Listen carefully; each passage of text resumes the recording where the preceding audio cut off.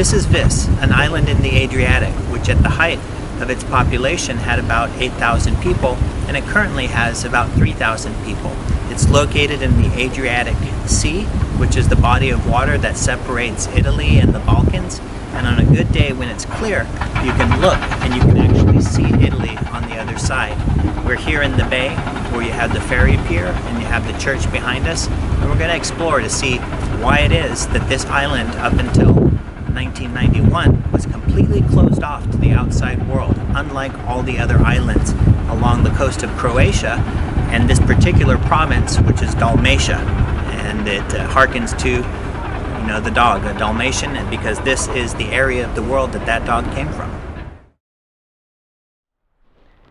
Dating back to ancient times, this island has always been seen as very strategically important. The reason for that is because it forms the tip of the spear, if you will, of an archipelago leading back to the mainland of Croatia. So any invading army or navy would more than likely pass by it, and any country that held the coastline would want to hold this island to defend against any invasions.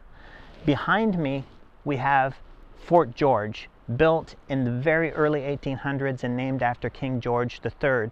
And if we go throughout this entire island, we will find ruins from the Roman Empire, some predating the Roman Empire, and this is a ruin of the British Empire, who held this island because it was deemed to be strategically important to their interest in the Adriatic.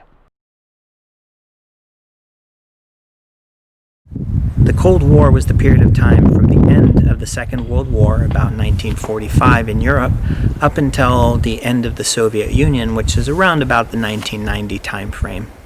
That was a period of great power competition where the world was divided into two spheres of large influence. One headed up by the Soviet Union and the Warsaw Pact countries, the other one headed up by the United States and the NATO countries. Each of those superpowers had a very significant nuclear arsenal, intercontinental ballistic missile capabilities, as well as very huge amounts of conventional forces. Against that backdrop, there existed non-aligned nations.